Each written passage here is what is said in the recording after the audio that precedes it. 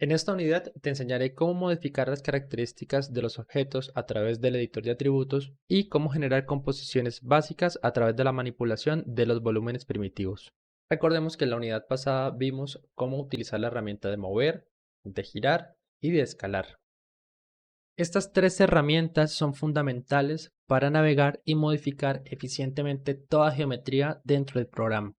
Es importante que nos acostumbremos a acceder a través del teclado con sus respectivos atajos. Recuerden, para seleccionar Q, para mover tecla W, para girar tecla E y para escalar tecla R. Ahora vamos a ver cómo modificar algunos atributos de estas geometrías primitivas desde el editor de atributos. Para activarlo, vamos a ir a la esquina superior derecha y vamos a hacer clic sobre este icono.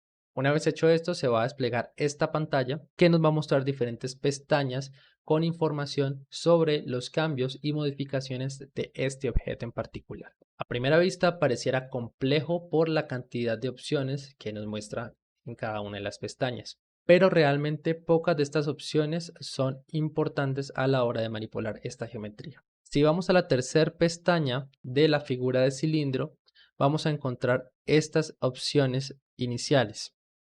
Desde aquí vamos a poder dar unidades dependiendo de la magnitud que estemos trabajando para darle un radio exacto sobre la figura. Hay que recordar que este tipo de modelado no es preciso y en general se busca que las proporciones sean correctas más allá de que las unidades o las medidas sean precisas. Entonces podemos modificar, para el caso de los cilindros, el radio.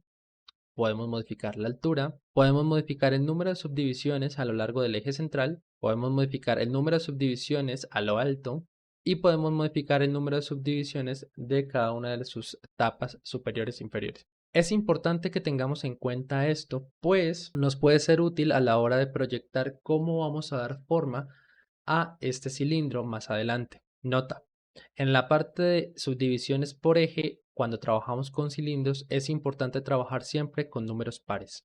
Así podemos aprovechar las características de simetría en los ejes Z y X. Vamos a ver otro ejemplo. Si seleccionamos el toroide o la dona y vamos a la tercera pestaña, Polytorus, vamos a ver que algunas opciones van a cambiar. Esto depende mucho del tipo de geometría con el que estemos trabajando. Entonces, para el caso del toroide, vamos a poder configurar, por ejemplo, la dirección de los vértices que son longitudinales. Podemos manipular el número de vértices sobre el eje central. Podemos modificar el número de subdivisiones a lo alto, el diámetro de sección y el diámetro general. Fijémonos entonces que podemos cambiar drásticamente la forma solamente modificando estos elementos que vienen por defecto dentro de esta figura primitiva. Que conozcamos estas capacidades de transformación, vamos a poder adaptar mejor esta figura, por ejemplo, a alguna geometría mucho más compleja que tenga relación estructural en términos geométricos con esta figura. Pero esas son estrategias de modelado que vamos a ver más adelante. Vamos a ver algunas opciones dentro del editor de atributos. Estas opciones pueden cambiar y van a cambiar directamente si modificamos, por ejemplo, la posición, el giro, la escala de nuestras figuras primitivas. Dentro de la segunda pestaña vamos a ver elementos que tienen que ver con su geometría y su topología más en detalle. No vamos a entrar mucho en detalle en este curso sobre estos componentes porque lo que nos interesa es la modificación de la geometría. Y este apartado pues no incide mucho en cómo vamos a cambiar la geometría más adelante. Si vamos a la última pestaña que viene por defecto, vamos a ver el material del objeto. Algo interesante que podemos hacer desde ahora es cambiar, por ejemplo, las características de la superficie de este material. Para eso podemos cambiar, por ejemplo, el color si damos clic izquierdo sobre este recuadro y podemos seleccionar un color distinto al que ya tiene esta figura. Por defecto, Maya aplica el mismo material a todas las figuras que vamos creando, pero podemos agregar nuevos materiales conforme vayamos añadiendo más figuras. Ahora tiene los fundamentos esenciales para crear composiciones a partir de las figuras primitivas que vienen dentro del programa. Por ejemplo, yo podría empezar a modelar un cohete a partir de una esfera si simplemente la estiro sobre el eje Y.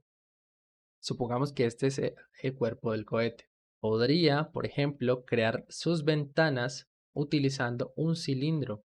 Para esto voy a crear un cilindro simple y voy a achatarlo en el eje y luego lo voy a girar 90 grados sobre el eje Z. Y con la herramienta mover lo puedo posicionar sobre la ubicación que yo lo necesite. Si no estoy satisfecho con la escala, puedo escalarlo sobre el plano XZ. Puedo clonarlo utilizando la herramienta de mover más Shift.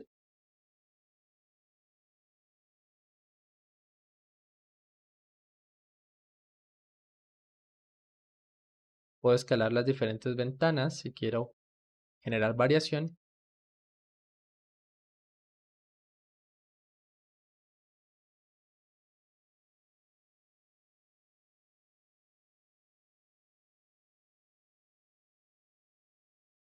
Muy bien.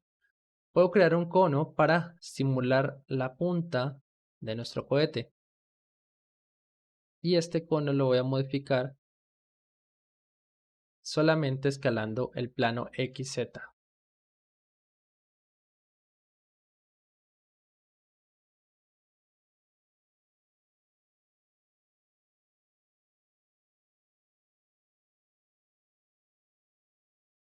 Puedo crear unas patas a partir de una figura cúbica.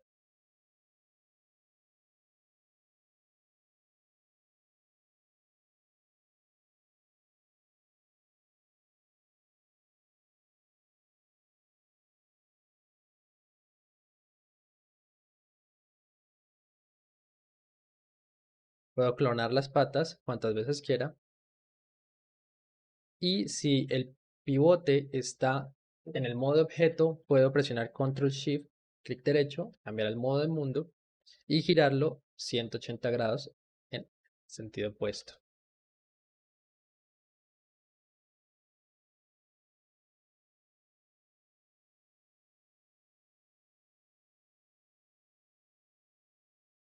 Puedo generar un pequeño motor utilizando unas figuras cónicas y clonándolas.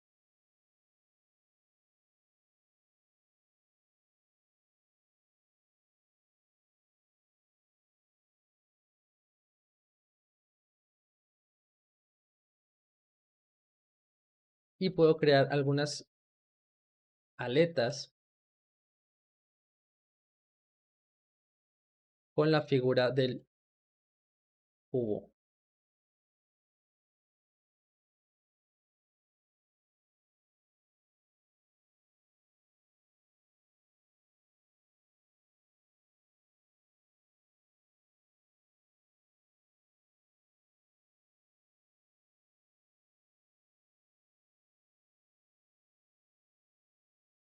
Y si quiero entrar en detalles para que crear un ajuste fino, puedo cambiar mis vistas.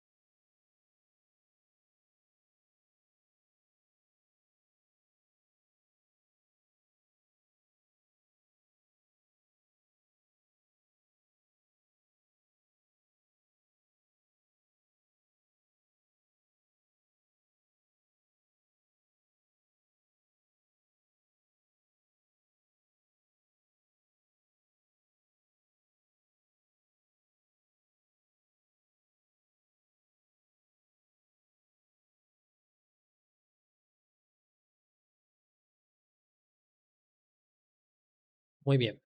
Esta es mi primera composición utilizando solamente figuras primitivas. Bien. La invitación entonces es que tú puedas realizar tu propia composición. Puede ser un objeto similar o puede ser la composición que tú quieras. Esto te ayudará a familiarizarte mucho más con el uso de herramientas primitivas y con las herramientas de modificación elementales. Con esto termina la unidad 1. Continúa la unidad 2.